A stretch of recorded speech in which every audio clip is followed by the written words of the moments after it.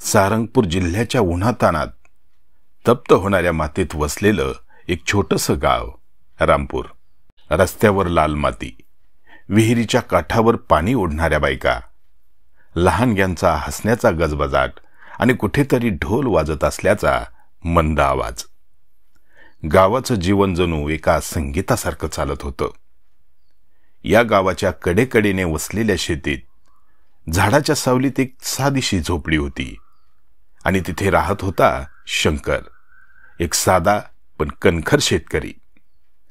त्याच्या डोक्यावर फाटकी पण नीट सावरलेली टोपी, डोळ्यात कष्टाची झळाळी आणि काळ्या मळकट अंगावरील खांद्यावर शंकरच्या आयुष्यात सर्वात मोठी जबाबदारी होती आणि सोबत होती रणवीर बैलाची. रणवीर हा बैल नव्हता, तो त्याचा एक सहकारी मित्र होता आणि कधी कधी वडीलधाऱ्यांसारखा वाटणारा सोबती होता. पांढऱ्या शुभ्र रंगाचा, रेखीव शरीर यष्टीचा, डोळ्यात बुद्धिमत्तेचं तेज आणि शेपटाच्या शेवटी काळा ठिपका. त्याला बघितल्यावर लोक म्हणायचे, हा बैल नाही, रणाचा वीर आहे, आणि म्हणून त्याचं नाव रणवीर. शंकरच्या घरात त्याची वृद्ध आई गंगूबाई, बायको सीता आणि 2 चिमुरडी मुलं, मनू आणि सोनू. गंगूबाई रोज सकाळी देवाजवळ दिवा लावायची आणि म्हणायची, हा रणवीर जसा शंकरला सांभाळतोय, देव पण तसंच तुझी पाठराखण करो. सीता नेहमी शंकरच्या काळजीत असायची. ती शंकरला म्हणायची, तुम्ही सगळी आशा या शर्यतीवर का ठेवता हो? आपला बैल तर साधा आहे. यावर शंकर हसायचा आणि म्हणायचा, साधा आहे पण मनाने महारथी आहे बघ. आपला रणवीर काय काय करतोय याची कल्पना नाही तुला. मुलं मात्र रणवीरच्या भोवतीच घोटाळत राहायची. मनू तर रोज त्याच्या अंगावर बसून वारा घेत आणि सोनू त्याच्या गळ्यात हात टाकून म्हणायचा, आपला रणवीर सुपर हिरो आहे. गावात ढोल ताशांचा गजर सुरू झाला. चौकात सगळ्यांची गर्दी जमली होती. आज तालुक्याच्या पातळीवर भव्य बैलगाडा शर्यतीचं आयोजन करण्यात आलं होतं.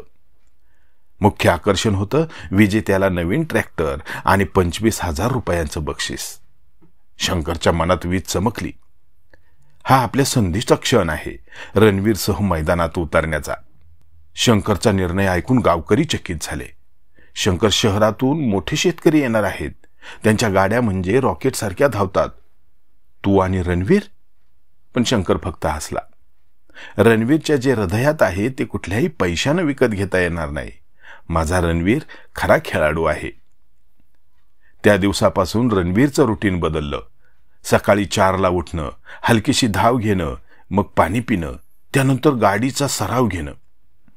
शंकर रणवीरला कधी प्रेमानं गोंजारायचा, कधी खांद्यावर थाप द्यायचा.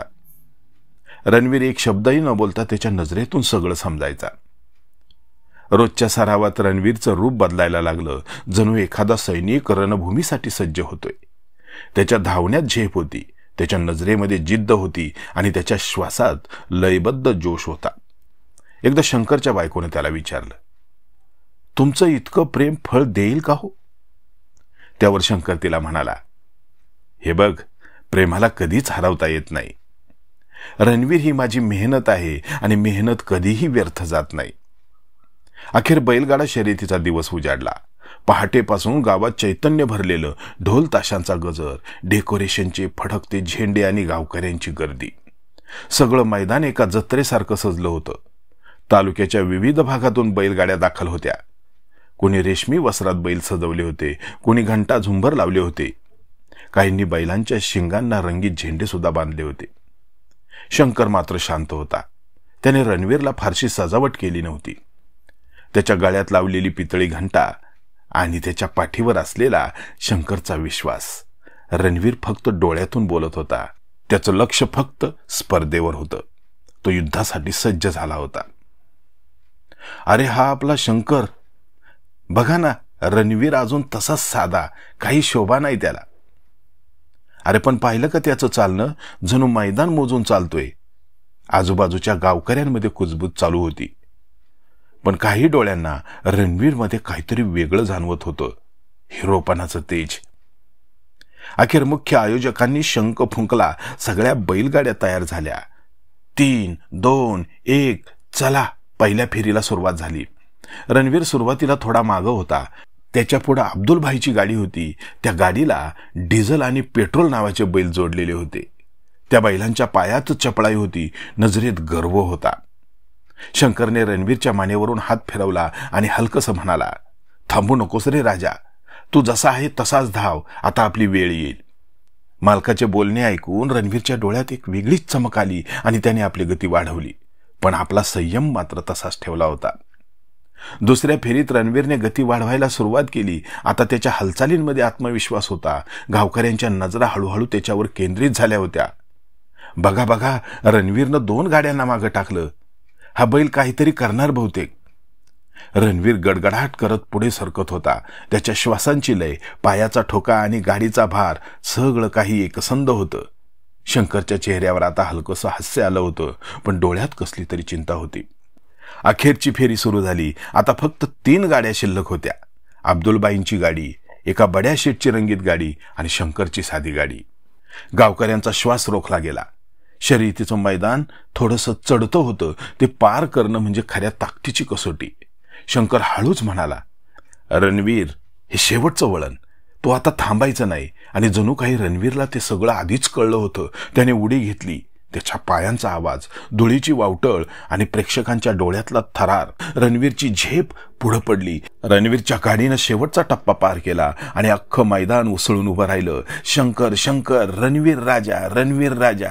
गावकऱ्यांच्या टाळ्यांचा कडकडाट, ढोलांचा गजर आणि रणवीरच्या मानेवरून शंकरची प्रेमाच्या हाताची थरथर. एक क्षण म्हणजे त्या शेतकऱ्याच्या स्वप्नांची जणू पूर्तता होती. बैलगाडीच्या शर्यतीचं मैदान अजूनही गजबजलेलं होतं. धूळ थोडी खाली बसली होती, पण मनात भावनांची वावटळ मात्र अजून चालूच होती. बक्षीस वितरणासाठी व्यासपीठावर शंकर आणि रणवीर उभे होते.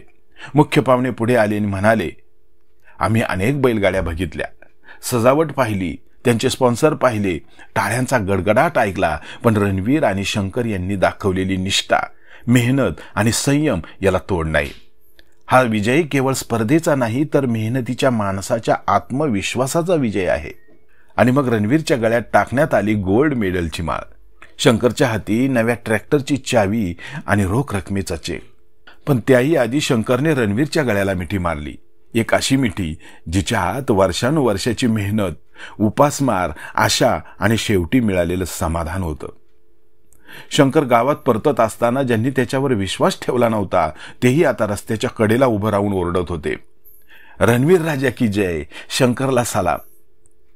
बैल म्हणजे फक्त जनावर नाही, तो तर घराचा आधार असतो. गंगूबाईनं घामाने भिजलेल्या शंकरच्या कपाळावर पदर फिरवला आणि म्हणाली, माझा पोरगा हरला असता तरी चालला असतं, पण जिंकलाय म्हणून देवाकडं मनापासून आभार मानते. सीताच्या डोळ्यात सुद्धा पाणी होतं. तुमच्यावर आणि रणवीरवर मला खूप अभिमान आहे.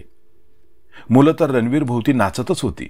आपला रणवीर आहे सुपर हिरो, तो आल्याशिवाय आपण जेवणार नव्हतो. आणि रणवीर मात्र शांत होता, पण त्याच्या डोळ्यातून अभिमान ओसंडून वाहत होता. त्या दिवशी फक्त शंकर किंवा रणवीर जिंकले नव्हते, त्या दिवशी जिंकलं होतं एक खरं नातं, माणूस आणि प्राणी यांच्यामधलं. त्या दिवशी जिंकलं होतं मेहनती शेतकऱ्याचं स्वप्न. आणि त्या दिवशी निर्माण झाला होता एक नवीन आदर्श, रणवीर सारखा बैल, जो फक्त ताकदीसाठी नाही तर मनगटाच्या मेहनतीला साथ देणाऱ्या आपल्या मालकाच्या भावनेसाठी ओळखला जाईल.